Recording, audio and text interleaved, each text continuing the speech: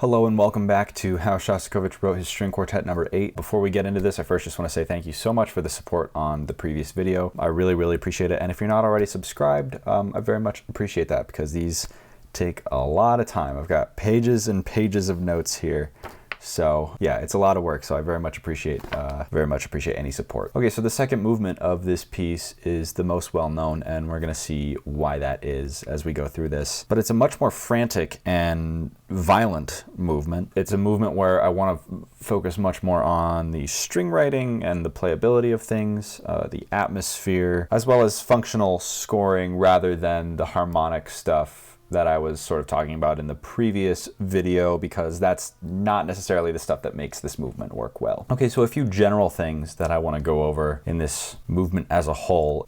Firstly, as I kind of have alluded to, this is definitely the most technically challenging for various reasons, but it's also very idiomatically written, and I'll show sort of what spots that really applies in and what makes it work. But another thing has to do with how this is scored, and it's very much alliance-based, not so much at the very beginning here, but you can see it when we get to starting at around 14. The violins and the violoncello are scored in really two alliances, and this is prevalent throughout almost the entire movement. As I said, there are some spots where there are exceptions to that, like the beginning solo. Another thing in this movement as a whole is that it is very gesture motivated. It feels uncalculated and violent and manic at times, and it feels overall very impulsive. And he's using those feelings and those ideas to sort of free his writing into these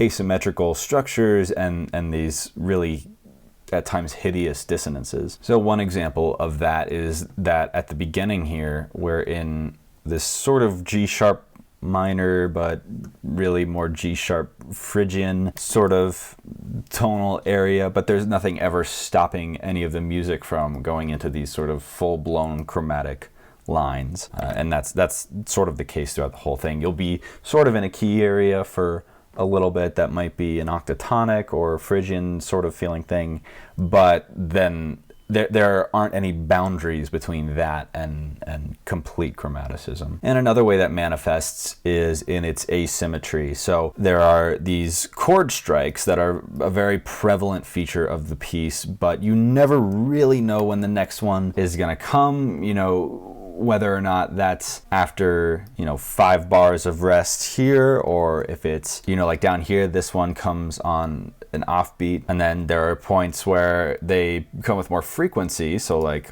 all this stuff right here is much more frequent, gives a more frantic feeling, but there's really no telling when exactly that's going to happen. And those are the kinds of things that Shostakovich uses to sort of push and pull. You also don't know whether those chord strikes are going to be on a G sharp minor, just straight up, or if they're going to be this weird A minor over G sharp type of thing, or if they're just going to be a stack of half steps, or what it's going to be exactly.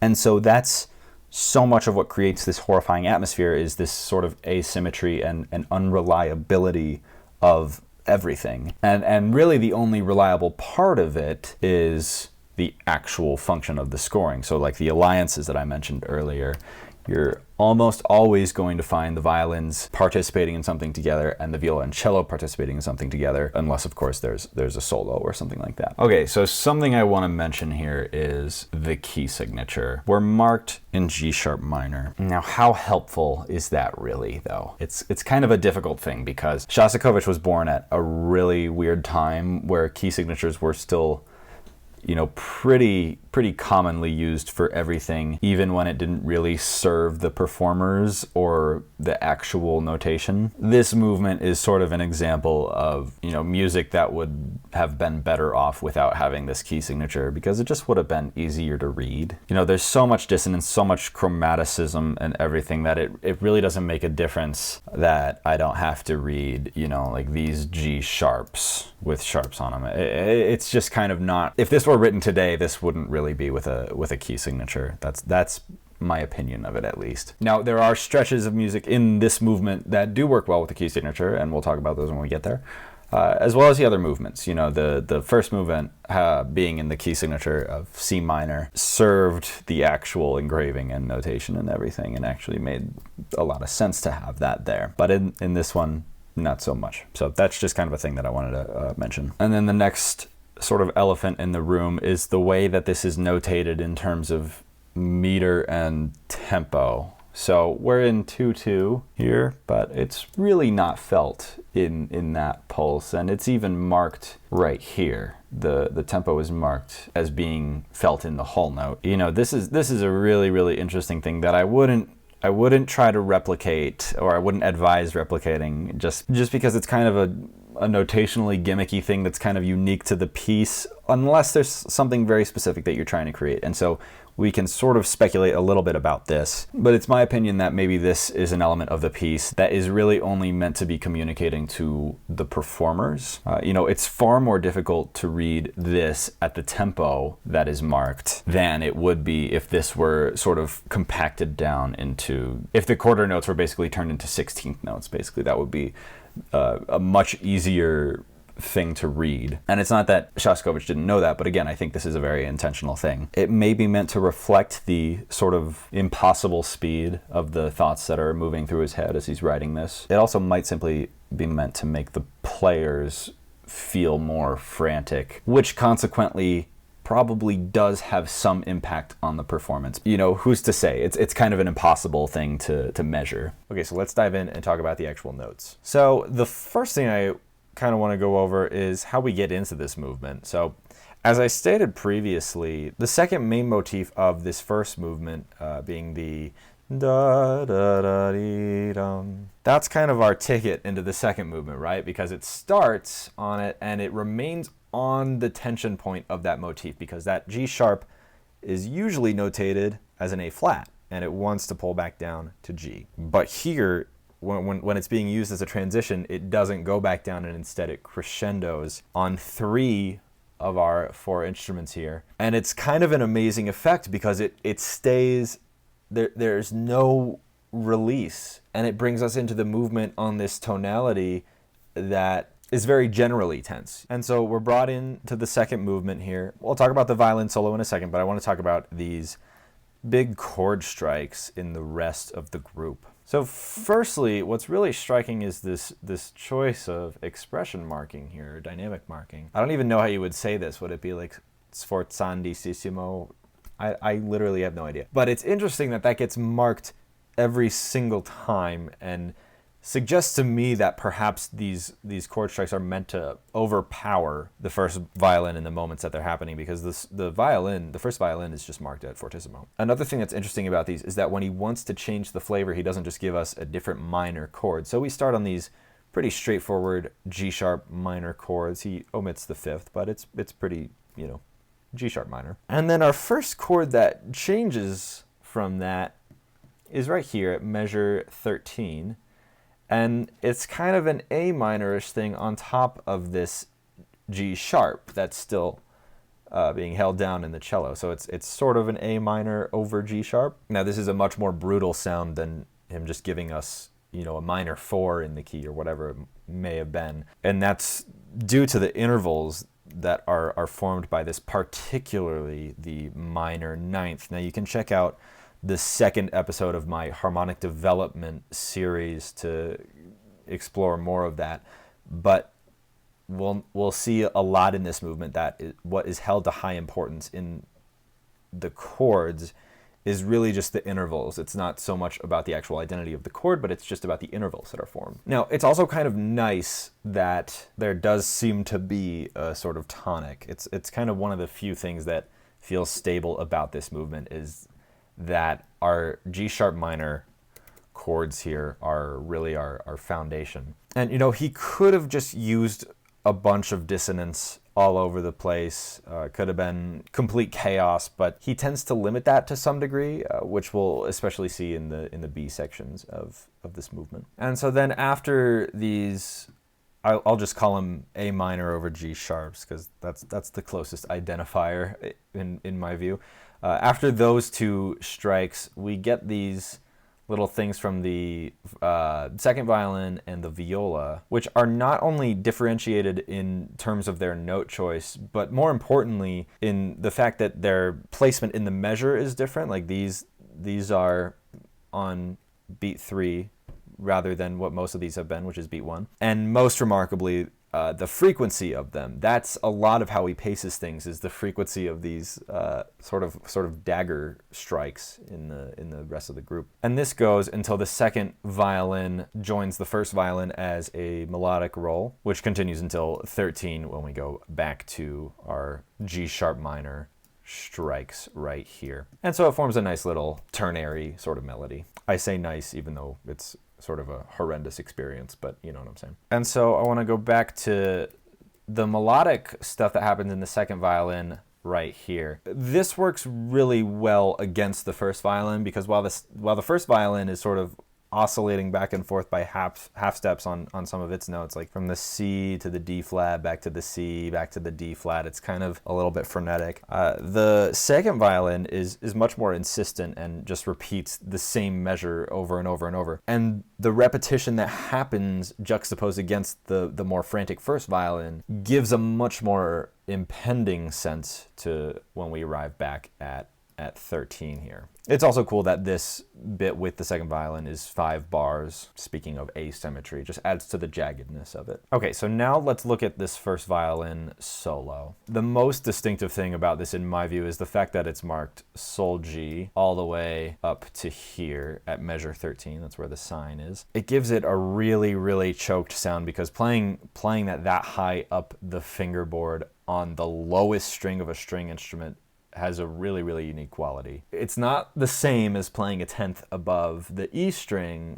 because that's a very common sound. You know, that's all over in violin music. But doing that on the G string is kind of crazy, especially fortissimo with these crazy fast notes. It just is a really particular timbre, and it works really, really well in this movement. It requires a much greater force as well from the player to actually get the sound out. And so the motif here, if we just look at these 2 bars, we can see that it's actually an adjusted version of the second main motif that I mentioned earlier from the first movement, where the C has been lowered to a B. And that's so it can fit into the sort of G sharp Phrygian minor-ish sort of context.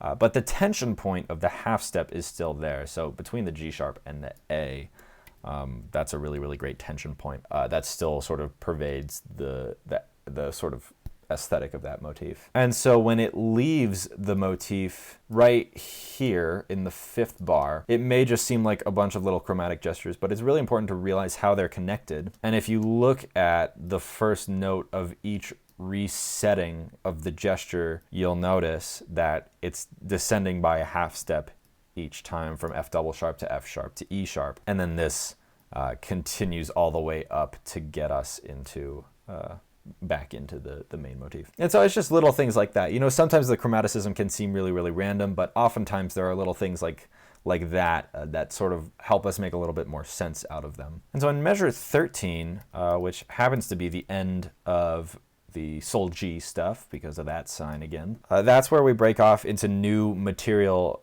which happens by no coincidence to line up right with the first new harmony, the A minor over G sharp that I was talking about earlier. And the first violin actually follows suit here, because we've got 2 A's, 2 C naturals, and then E is a sort of centric pitch here for the first violin. All these E naturals here. And again, from the first 2 E's, we've got these little ascending chromatic things. And this whole bit from 12 all the way to 13 is really interesting. And it's much more flighty and unhinged than the sections that surround it. Now, it's the only part of the melody that doesn't have these really, really dense chord strikes to sort of keep us grounded, if that makes sense. But instead, we've got these offbeat mid-range dyads in the second violin and the viola. And it's also interesting how that relates to the note choice in this section. So E is obviously a prominent note, like I was saying earlier. Nearly half of the first violin's bars start on E, and that continues on further than I was showing. But so clearly E is definitely an anchor. And then in the latter half, when the second violin joins on this melodic stuff, Then we've got C natural and A natural again from the first violin being really insistent. And this D flat is obviously wanting to pull back down to the C. It's another one of those sort of tension points. Okay, so we have E, A natural, and C natural. So is this A minor? No. But it's a good starting point. So remember how the first chord that we got that wasn't G sharp minor was this weird hybrid, this A minor over G sharp thing. That's sort of how I see this entire section from 12 all the way to 13, rehearsal 12 to rehearsal 13 rather. It's kind of A minor, or at least the music is telling us that the important notes do certainly belong to A minor, but there's other stuff going on, like these offbeat strikes in the second violin and viola, D and G natural, those don't belong to A minor, or they don't belong to like an A minor triad rather. And certainly when the second violin joins melodically, this stuff is not A minor either. So it's this more kind of manic section of the melody that has this other contradictory stuff going on around it. And while it's certainly telling us valuable information, like what notes are important to it, it's impossible to deny its context. And that goes for not just the stuff that is going on alongside it, but the music that surrounds it as well. So the stuff that happens before 12 and after 13. And so speaking of which, after 13, we are returning to the original content of the melody. And that sort of is validating my kind of assessment that 12 to 13 was simply the A minor flavored portion of the melody, but not actually in A minor. So then it's the same stuff again that we had at the beginning, but then right before 14, we have a lovely DSCH in the key of F sharp minor, and that delivers us into the next chunk of the movement. Now, before we listen to this section, I do want to speak to the technical challenges that it presents, and I'll kind of do that section by section, just like everything else we're talking about here. And so as far as what we've already covered, it's probably pretty clear that the technical challenges lie largely in the first violin solo. The sol G at the beginning here is difficult, but there are a few things that Shostakovich does to help the player. So firstly, getting to this note on the G string, a major 10th, yeah, a major 10th above the open string. That would be difficult if it had to happen really, really quickly. But look at this, 2 entire bars of slow music that the player has to get up there and find it. And what's really nice about the notes themselves is this sort of main stuff, like all of this right here, no shifting required. It's all within a minor third of itself. So it all happens sort of in the same place. And then when there is shifting, they're very, very small. So like this, the shift right here is only by a half step, and then there's another downward half step shift, and then another one, because these are all little 4-note chromatic things, so that all happens in the same hand position. So not only are they small shifts, but they're the same distance every time, so it's a very reliable motion. And like I said, there aren't string crossings here. This is all on the G string, and so something you'll see throughout this piece that is really, really helpful to the players is that when there are a lot of shifts, there aren't a lot of string crossings, and vice versa. When there are a lot of string crossings, there aren't a lot of shifts. And it's not a foolproof thing, but it's a really nice rule of thumb if you're writing for string instruments and you haven't quite internalized the layout of the fingerboards of the various string instruments. Okay, so let's go ahead and listen to that. And these are sort of large sections on the page, but it just flies by, so feel free to kind of rewind and listen through a few times if you need to, because yeah, this stuff is pretty fast.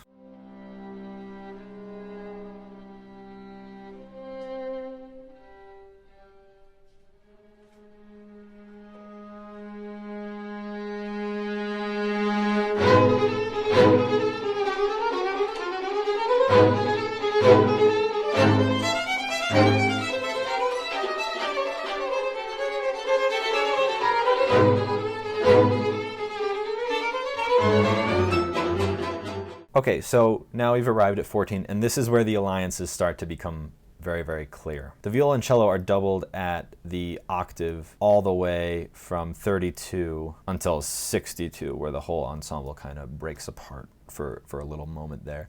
And then they get back on track with each other right at 17, and that continues up to 18 there. So all of that music, they're just doubled at the octave, just the same exact stuff, which makes it really fun to play if you like your cellist, which, you know, I hope you do. And while the violins aren't exactly playing the same notes, it's obvious that they're meant to be supporting each other because they're in complete rhythmic unison. They're on these down bow strikes together, and that lasts for pretty much the exact same duration as the viola and cello, all the way up to around 62 here. And the stuff that happens at measure 62 is just a really brief thing. So like right here until rehearsal 17, measure 69. It's just this little passing around of the DSCH motif. So there's one there in the cello, there's one there, there's one there, there's one there, etc. But I don't want to get too far ahead, so let's just go back for a second and look at the actual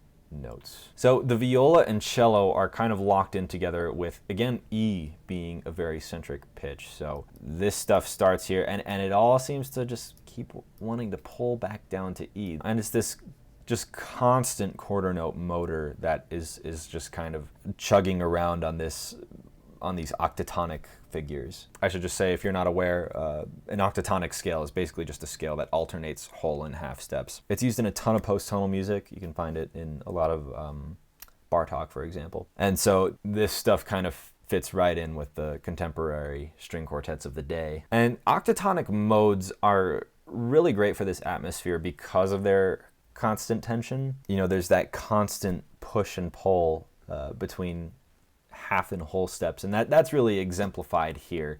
It just works really well as a driving force. And so this continues all the way up into 41, and this sort of just jumps into full-blown chromaticism, sort of similar to how the main melody of this movement was doing earlier and will do later, spoiler alert. But again, we've got an ascending gesture that resets each bar, but the first note of each gesture is related by half step, so we have a kind of macro melody going on here, just like the previous stuff. Then the content at rehearsal 15, right here, we finally get some minor third leaps. That happens twice, actually. There's one there and there's one there. And that's used to punctuate the sort of tops of these chromatic gestures. Now we have that macro melody thing again with these kind of ascending gestures. I suppose they're not all ascending, but these various different little cells. The important notes are very close together, so that when there are leaps, it is not so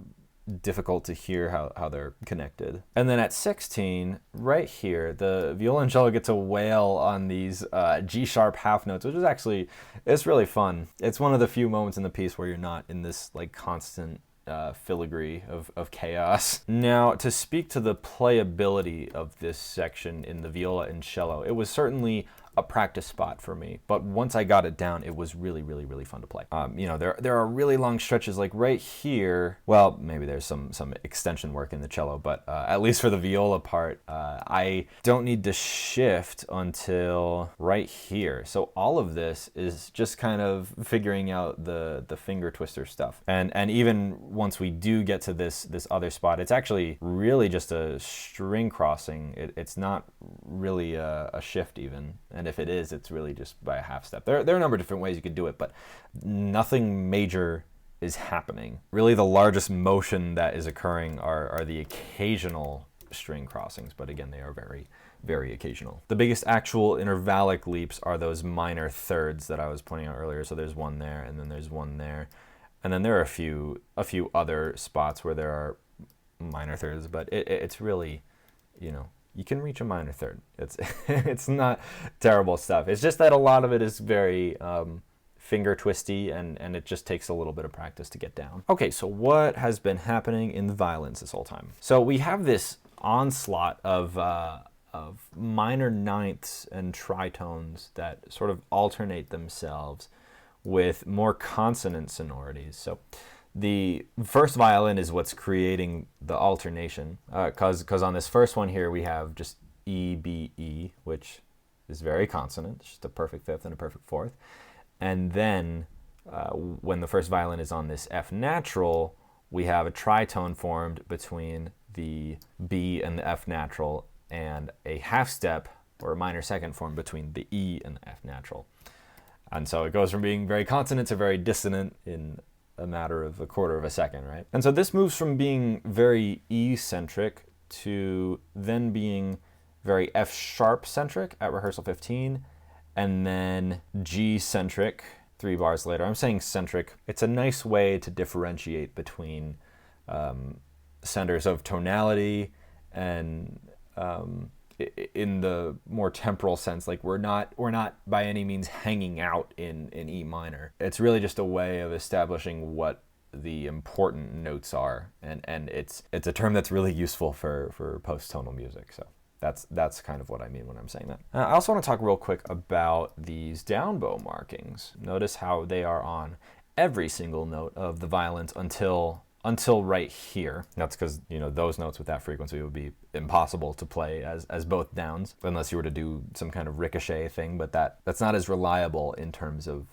dynamics. And so this sort of technique, if you had sort of a similar thing where it's just the same rhythm, you could just mark 3 of these and then write simile or just sim abbreviated. But this works fine here because it alternates between having that and then not that, and then having it again and then having not that again down here. So if it's gonna be alternating between the technique and not doing the technique, then it's probably good to just mark every single one that has it and then not mark the ones that you don't want to have it. And these sort of constant speedy down bows, I keep erasing it and then remarking it. I hope you will excuse me for that. All these down bows sort of add to the frantic nature of the music, and it can be a really interesting and fun technique to implement and also to play. But this is nearing the upper end of the spectrum at which this is playable in terms of tempo. It's by no means the fastest that you can play it, but it's definitely getting there. I would say if this were marked at like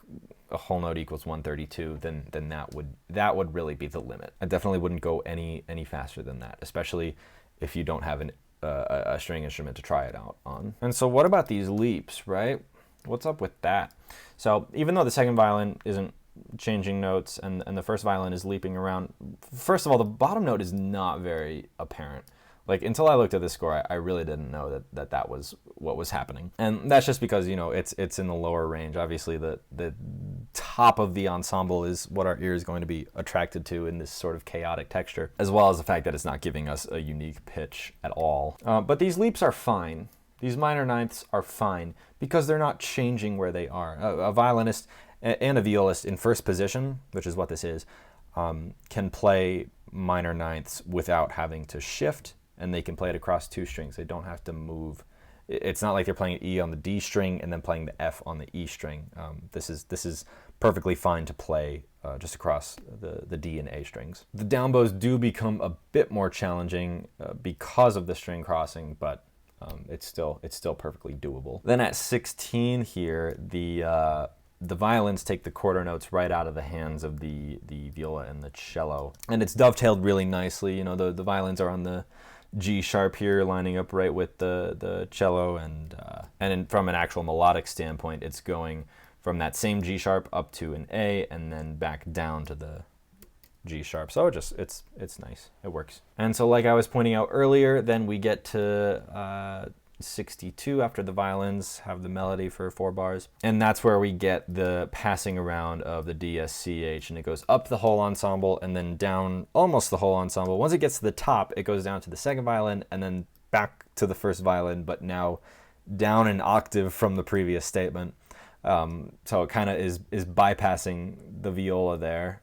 I'm actually not sure why that is. I guess it's just baked into composers to bypass the viola. Once we arrive at 17, the viola and cello are back at it, doubled at the octave all the way up to 18, and they are once again doing this octatonic scale meandering. I say meandering, that's not a very powerful word there. It is still very much the motor of the music. And now the centric note is D instead of E.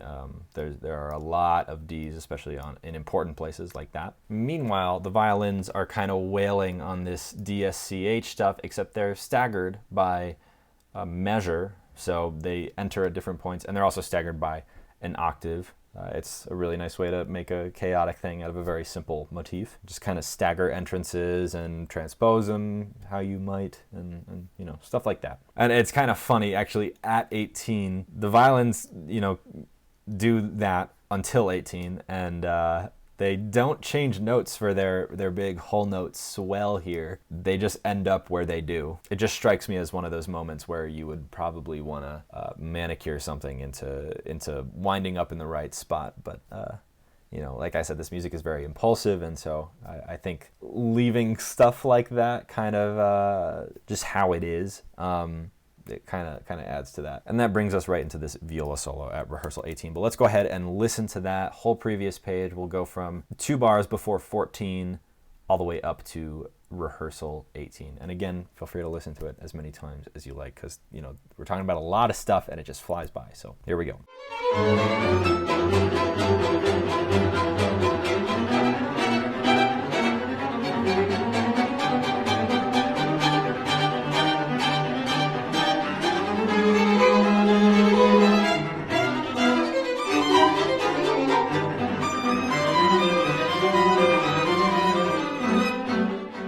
Okay, so now we are at rehearsal 18, and we have our first of 2 viola soli in this movement. And this is transposed up a minor third from the original melody, so instead of being in G sharp minor-ish, we're in B instead. And so the first 4 bars are the same, but here, after those first 4 bars, we actually get the same material that we had at, or similar material to what we had up here at rehearsal 17 with this sort of octatonic stuff. And then at measure 89, we have this material, and that goes on for sort of a while until we get to measure 89, where we have this material, and this is a derivative of measure 51. Yeah, right here we have the same sort of thing, but transposed up. And then it wails away on this figure right here. And the first violin gets brought in, same melodic content, same transposition, but not to get too far ahead of ourselves here. Throughout this whole solo, the cello has been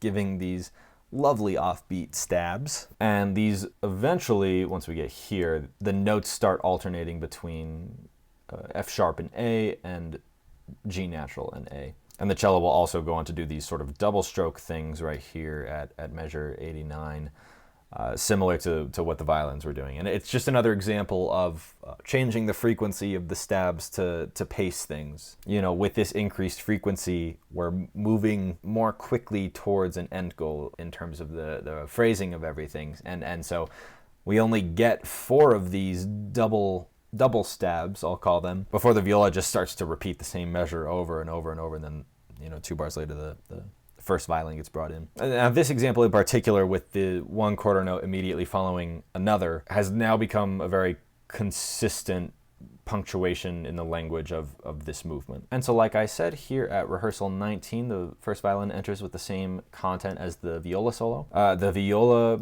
simply continues to give this falling motif over and over and over. That goes all the way up to rehearsal 20. And the cello has now increased the frequency of stabs from once per bar, from up here, now to twice per bar. Now it's not the dagat, dagat, dagat, dagat thing that was, you know, happening back here, but it is increased frequency, and another example of what I was just talking about with the pacing. Now the violin starts the same as the viola, however, the violin starts to incorporate the DSCH into the melody. And so there's one instance up there, and then there's an instance down here, and then we ascend octatonically into rehearsal 20. And the second violin enters here, and also the cello changes. The viola goes away entirely. The cello changes to half note iterations of DSCH. Remember, this is tenor clef. And the violins start off doubling each other, you know, right here, but they very quickly go from that to doing this sort of trade-off thing. So,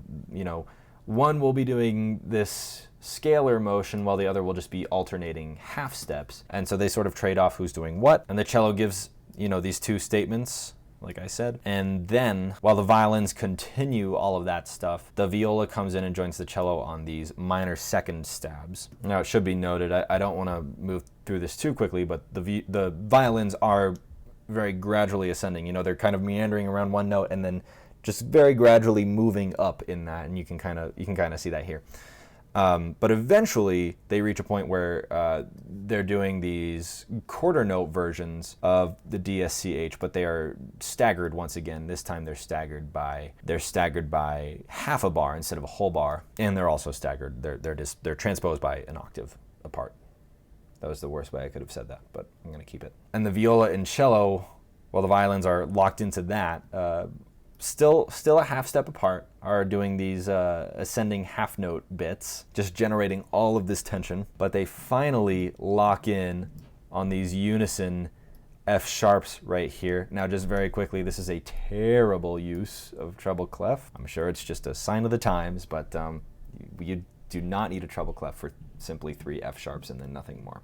That's just a little PSA. And the violins finally break away from the DSCH into scales to bring us into the B section of the piece, starting at Rehearsal 21. So let's listen from Rehearsal 18 all the way up to there.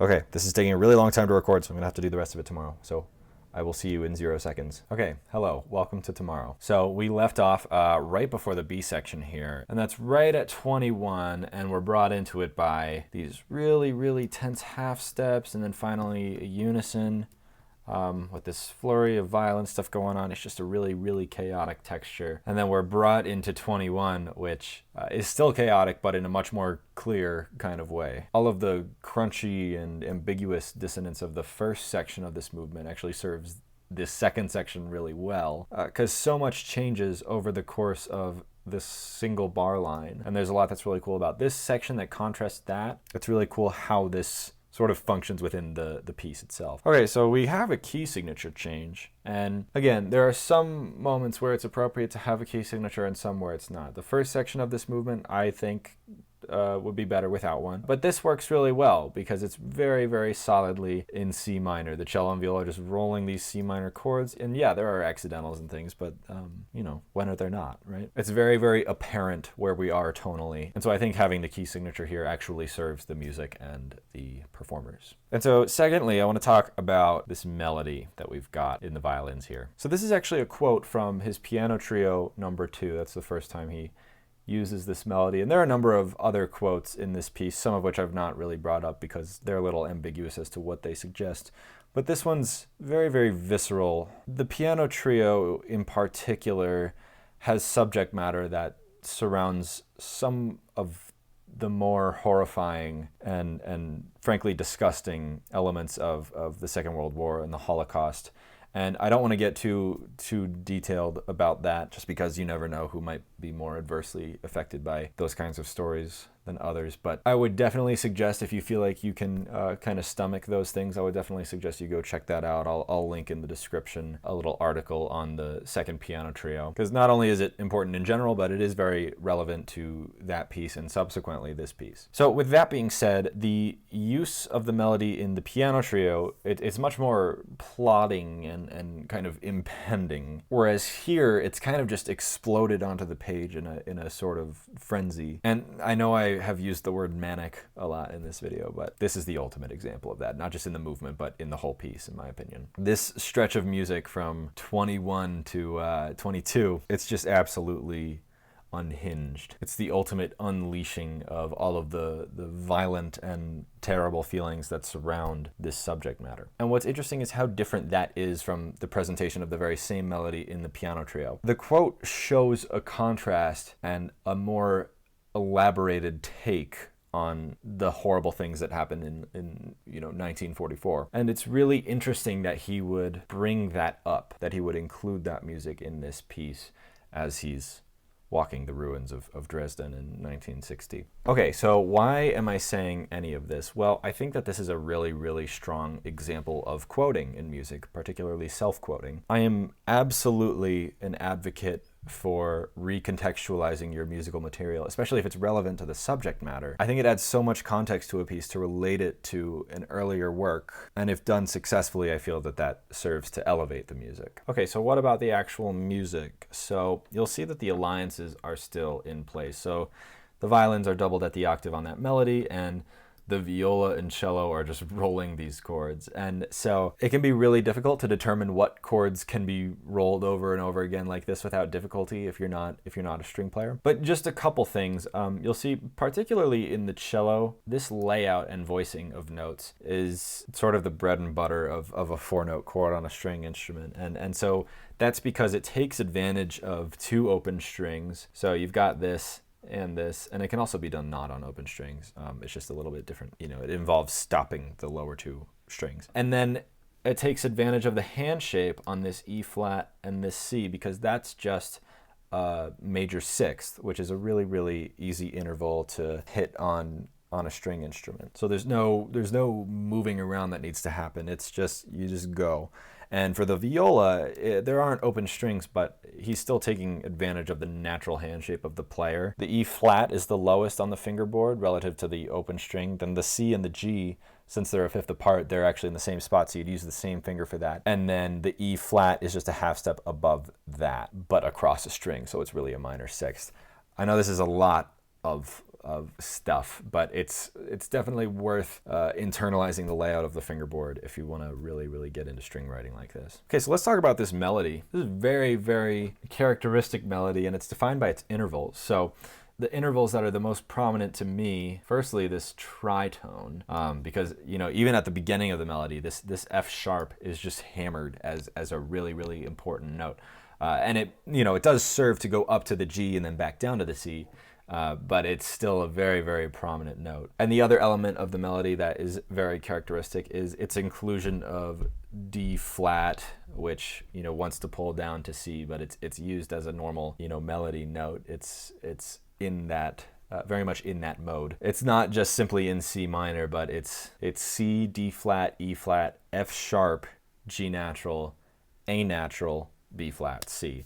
And it's just, I don't know, it's a really cool thing because the D flat and F sharp are such tense parts of the scale, but they're really heavily taken advantage of in this melody. Another thing is insistence. This figure, the A, G, G, F sharp, this gets repeated a lot, not just here, followed by another A, but then it eventually just starts repeating the measure itself. It's just another instance of giving a really, really driving quality to the whole thing by just simply repeating the same bar over and over. Now, I mentioned that the violins were doubled at the octave. It's actually not true. It's 2 octaves, which is really, really cool. It creates a really, really interesting timbre between the two, especially because the second violin is marked Sol G throughout the whole thing. Yeah, all the way up to Rehearsal 22, there's the sign. And then the last thing I wanted to talk about in this actual melody is the repetition of notes. So instead of just having this be da da dum da da dum, it has this repeated, the half notes here. Da da da ya, da da da dum, and that gives it a much more song-like quality to have repeated notes like that. And all of these things together serve to kind of humanize the music, which the previous section in a lot of ways really lacked. There's the simplicity of the, melody and accompaniment rolls. There's the 2-octave doubling and the crazy timbre that creates. And then, like I just said, the song-like quality of it. It's really the perfect complement to the other 2 sections that surround it. It also shows that there can be a lot of contrast in musical elements without breaking the atmosphere. I think the general atmosphere is very consistent, but this section simply gives a different voice to those same kinds of moods and feelings. So let's listen to this whole B section from 21 to 22. And actually we'll go a few bars before that.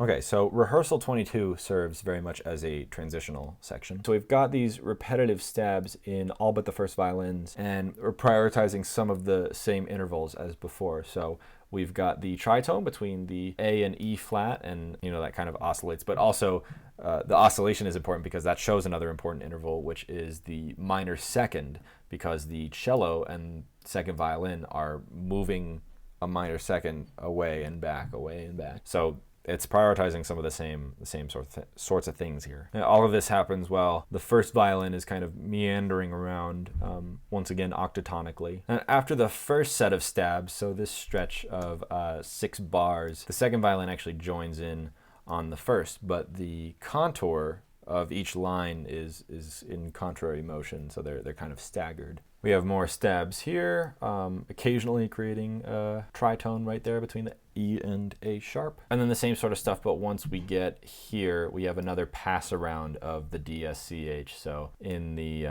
first violin, and then in the cello, and then again in the first violin, while the second violin and viola continue the stabs. And that brings us into rehearsal 23, which continues the DSCH thing between the viola and cello, except they are staggered by half a bar. They're just doing this on constant quarter notes. This is actually one of the more difficult sections of the piece, at least in the viola part, just because it's very finger twistery. And I had to actually add in a string crossing to make it easier. Somehow that was easier than just doing it on the same string, but that's just a little thing. Sometimes you'll have something that's just a little bit gnarly. Anyway, while the low strings are giving us this just motor of DSCH, the first violins have a very, very prominent DSCH in whole notes, and it's doubled at the octave and everything, and it gets developed, actually, it gets elaborated into this kind of snarky section of melody, which we'll hear more later on, but the really characteristic bit of that is that it includes these quarter note triplets. That's kind of what gives it its snarkiness, to me at least. And it's actually really cool. So after the first whole note DSCH statement up here, the violins go up and then they go gradually down. And you can see that on the prominent notes of each bar. Like we have an A there, and then we have a G, an F sharp, and it goes up a little bit, G, F sharp, eventually F natural. But it is a gradual descent after a huge leap up. And they do this again at 24. The violoncello are still in the quarter note DSCHs, and they do it again here, except then they go down, and then they gradually ascend from their low points. So there's this kind of cool mirror to itself. It's a really straightforward way to develop your material by inverting some of it, but not so much of it that it becomes unrecognizable. At 25, the viola and cello kind of break away from the DSCH into this kind of meandering chromatic line that it just kind of makes its way around. And then the violins have this very jagged but generally ascending line, and that leads back into the triplet-y content. This is the same kind of stuff as before. I'm not going to get too nitty-gritty here because a lot of this again is very transitional material, but I will say again that this triplet-like content is now established as an important part of the piece as well, or an important part of the movement at least. Then the cello at rehearsal 26, speaking of which, takes that right out of the violin's hands, and the violins take up what the viola and cello were doing. The viola gets to do nothing, which is great. And so after a statement of that triplet melody from the cello, it then goes into a bunch of DSCH stuff. The violins continue the quarter note motor, and then the viola joins on a DSCH at the octave of the cello. And so now the cello is bringing DSCH into this new kind of melody along with the viola, because then they go to continue this same sort of stuff, and they continue with that melody all the way up to 27, where the next viola solo is. So let's go ahead and listen up to that point.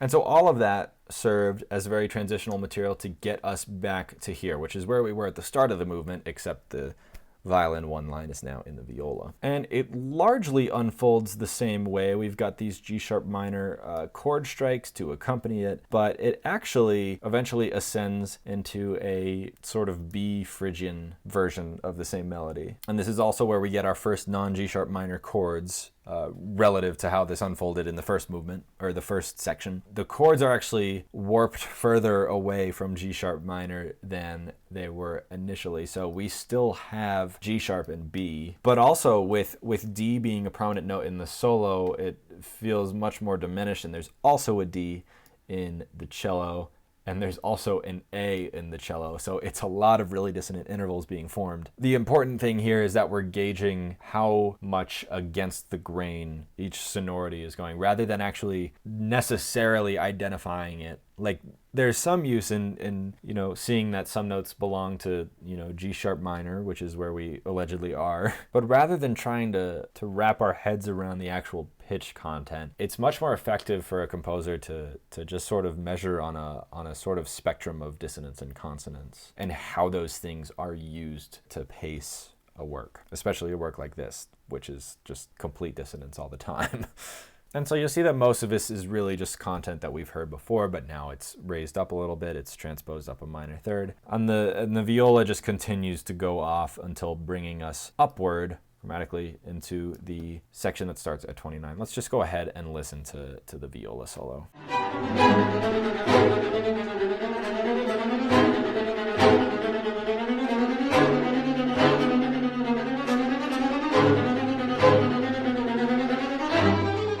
Okay, and so the violin picks up right where the viola left off, this nice dovetailed E right here. And then the first violin develops the tune into music that we have not heard before. And the chord strikes here are actually really interesting. The first two are similar to how they were before. They're very solidly in E minor, which is reflective of what seem to be the important notes in the first violin as well, I will say. But then very quickly moves away to this more dissonant stack of notes. We've got a G sharp, C sharp, A sharp, and then another C sharp. And now that contrasted with the important A that's happening in the melody, another very dissonant stack of notes. Now, something to note about the melody here is that it tends to stick around in more or less the same register for a while until it wants to heighten the energy, and that is around, like these few bars before rehearsal 1 are obviously a heightening in register. Now, this is a trend of a lot of the more jagged tunes in this movement. They won't make any really stark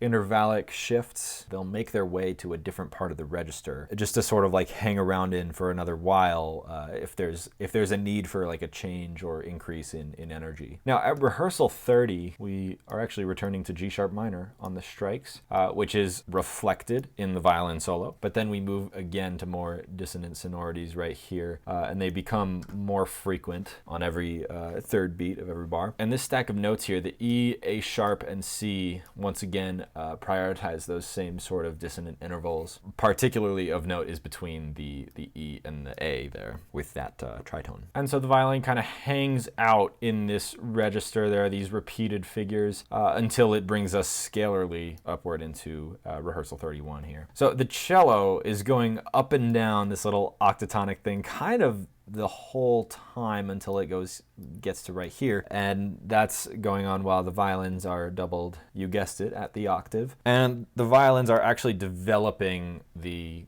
content of the DSCH motif by using 3 of the notes, but not all 4 of them that are in that motif, and just kind of bouncing around them. And then they finally give us the whole thing in whole notes after 8 bars. Now, I don't know if it's a quote right here, all this stuff that happens right here, and this has happened earlier in the movement as well. There's a rhythmically adjusted version of the stuff that is happening right here in the 11th symphony in the second movement. I'll link that in the description if you're interested. It's a really cool piece, and I'll put the timestamp there so you can kind of check out what I'm talking about. And so after the full DSCH that happens here, the violins then go into some of the melodic content that we had earlier with the triplets that happen here, and that's all the while the viola is ascending, and then eventually the cello as well. And then at 32, we just get a piano version of pretty much the same thing. You know, we have the same DSCH again, the viola does the same thing, the cello does the same thing. But what's really cool is that this triplet stuff here, this whole thing gets repeated over and over and builds more tension as the viola and cello actually get higher and higher. You can see right here that we're going up much higher than we were before. Then we got a nice little crescendo, and then there's this huge explosion into 33. So let's listen up to there from 29 to 33.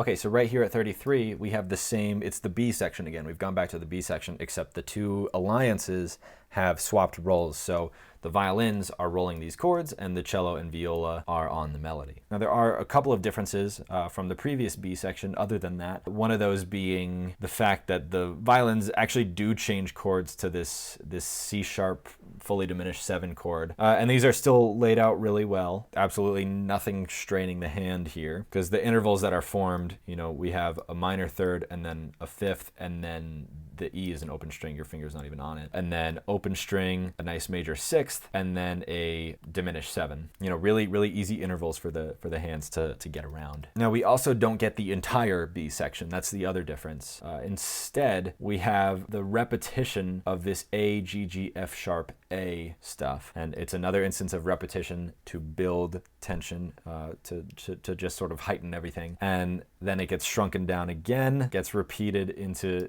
just that single measure of quarter notes there. And that repeats 5 times. And if you don't have that memorized, you will play it wrong. And then there's this crescendo into just silence, just falls off a cliff. And then the third movement starts. But that is a really, really, really cool way to end a movement. Is there's just nothing that gets resolved there. It's just this buildup of tension and energy. It doesn't get resolved. It just flies into silence. And so that's very reflective of kind of the nature of the whole piece. But I think that's a really cool way to end a movement.